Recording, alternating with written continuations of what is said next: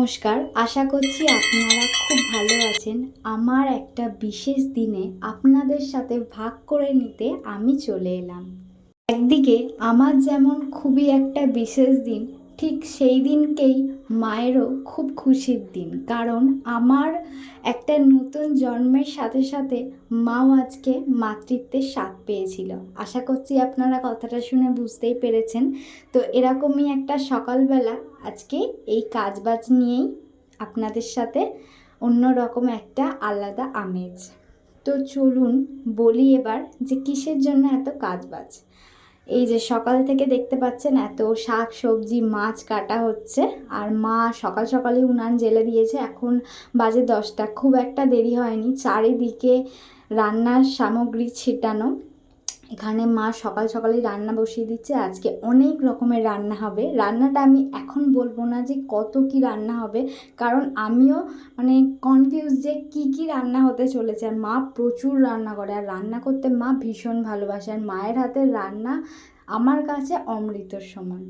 এই 22 বছরের জীবনে অনেক কিছু হারিয়েছি, অনেক কিছু নতুন করে পেয়েছি, অনেক কিছু পাল্টে গেছে, কিন্তু একটা জিনিস পাল্টায়নি, সেটা হচ্ছে মায়ের ভালোবাসা।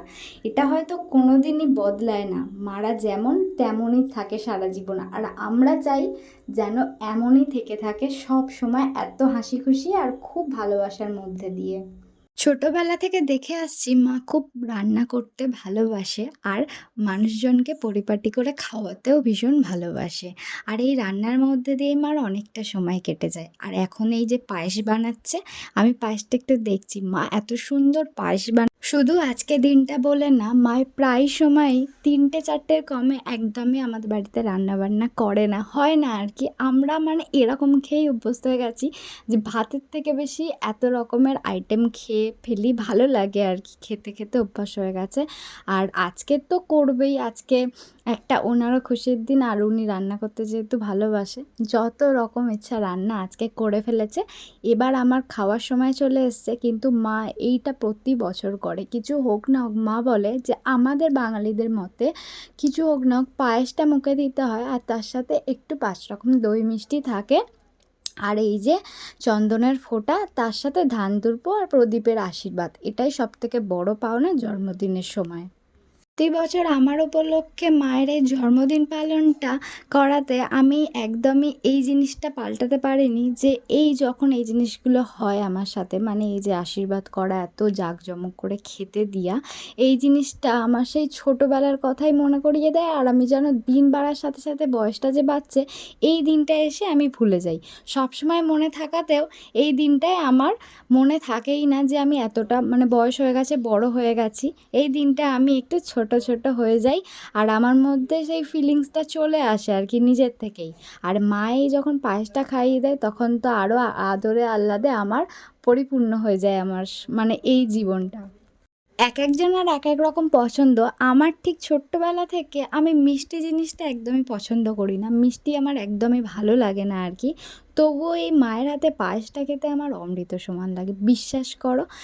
আর চকলেট তো এমনি সবাই খেয়েই থাকে, ওটা আমি মিষ্টির মধ্যে ফেলি না, কিন্তু মিষ্টি সন্দেশ এই জিনিসগুলো আমার ঠিক ভালো লাগে না। কিন্তু এই যে মার গুছিয়ে এত রান্না বান্না করে খেতে দেওয়া, এটা খুব ভালো লাগে। এবার বলি কি কি রান্না হয়েছে।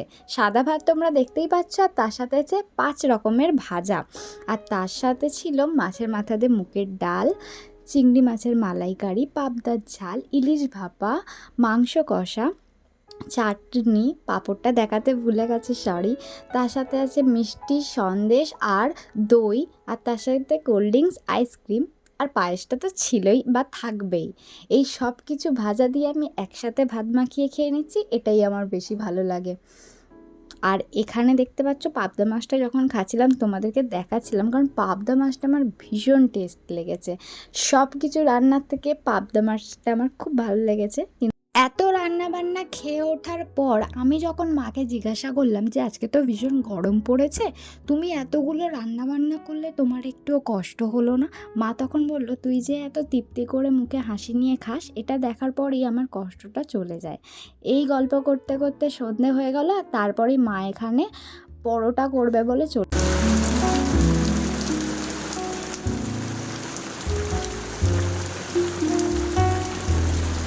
এত বৃষ্টি হওয়াতে এই বুড়োটা আমাদের গাড়িতে এসে আশ্রয় নিয়েছে। ভালোই হলো, আমি এটাকেও তোমাদেরকে দেখিয়ে দিলাম। এবার আমার সন্ধে হতে হতেই একটা গিফট খোলার পালা চলে এসছে। এই গিফট খোলার বিষয়ে আমি তোমাদেরকে একটা অভিজ্ঞতার কথা শেয়ার করি। এই যে প্যাকেটটা দেখছো, ওই প্যাকেটটা আমার একদমই খুলতে ইচ্ছা হয় না, ছোটোবেলা থেকে সেম জিনিসটা এখনও পর্যন্ত। কি আছে ভিতরে দেখার থেকে আমার এই প্যাকেটটা দেখতেই ভালো লাগে, গিফটের প্যাকিংটা আমার খুব ভালো লাগে। কিন্তু তাও খুলে তো দেখতে হবে যে আমার জন্য কি পছন্দ করে এনেছে। এটা দিয়েছে সুমনদা, আমার বরের খুব কাছের একটা বন্ধু, মানে খুবই ক্লোজ, সেই ছোটোবেলার বন্ধু বলতে পারো। তো আমার খুব একান্তই খুব পছন্দ হয়েছে গিফটটা। এটা আমি খুলে দেখছিলাম, আর তারপরে এই খামে দিয়েছে দুটো ফটো, যেটা আগের বছর পুজোর সময় তোলা। এটা আমাদের দুজনার আর এটা আমাদের চারজনার, আমরা পুরো একটা টিম বেরিয়েছিলাম। হ্যাঁ, আরেকজনকে বাদ দিয়েছি, তখনও ছিল না, আমরা মনে হয় পরের দিন বেরিয়েছিল, ওটা সুমনদার ভাই ছিল, মাসির ছেলে, ওর ফটোটা নেই।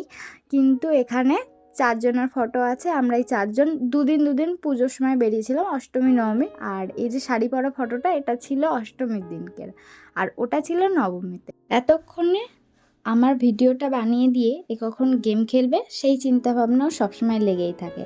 আর এই এত সুন্দর একটা গিফট করার জন্য এখনও একান্তই আমি ওকে থ্যাংক ইউ বলবো। আমার সত্যি খুব পছন্দ হয়েছে, এটা আমার খুব পছন্দ হয়েছে। আমার এমনিতেই অ্যালবাম খুব ভালো লাগে। তারপরে চলে এলো সন্ধেবেলা কেক কাটার পালা। মা ওদিকে কাজবাজ সেরেও এখানে এখনও কাজবাজ শেষ করতে পারেনি। মা সবসময় কাজ করতে লেগেই থাকে। আর এখানে আমি যতবার বলছি আমি কেক কাটছি, আমার কাছে আসো, না উনি তো কাজ করেই যাবে। তো যাই হোক, আমি কেকটা ফাইনালি কেটেই ফেললাম। এবার ফার্স্টে কাকে খাওয়াবো সেটা তো আপনারা জানেনই, যে মা তো কিছুতেই নিজে আগে খাবে না, আমাকেই দেবে। তো এরকম করতে করতে জোর করে মাকে দিয়ে দিয়েছি খাইয়ে। এবার যাব বাবার কাছে, যেহেতু সকাল থেকেও ছিল না, আর এখন আমি কেক কাটছি, আমার কাছে নেই, ওই দিকে কাজ করছে। এরা দুজন সারাক্ষণ কাজ করতে থাকে, একটুও বাড়ি থাকলে আমি বসে থাকতে আমি কাউকে দেখি না, সত্যি কথা। তো এখানে আমি কেকটা খাইয়ে দিলাম, আর এই কেকটা আমার উনি এনে দিয়েছে। তো এখন আমি কাটছি, কারণ এখন সবাইকে পাবো, এখন ওই 8:30 9টা মতো বাজে, এখন সবাইকে পাবো বলেই এখন কেকটা কাটলাম। দুপুরবেলার কাটা হয়নি, তা সবাইকে কেটে কেটে একটু একটু করে খাইয়ে দিলাম। এটা তো নিয়মই, এটা তো খাওয়াতে হয়, তো আমাকেও তো না খাইয়ে ছাড়বে না, এটা সবসময় হয় আর কি। আর এই যে আমাদের বাড়ির সবথেকে বড় সদস্য, একসাথে অনেক মজা করার পর এবার আপনাদের কাছে আমি বিদায় চাইছি। আশা করি আবার আপনাদের সাথে দেখা হবে, এরকম একটা নতুন ভিডিও নিয়ে আবার আমি আসবো। ততক্ষণে আপনারা ভালো থাকবেন, আমার পাশে থাকবেন। ততক্ষণে টাটা।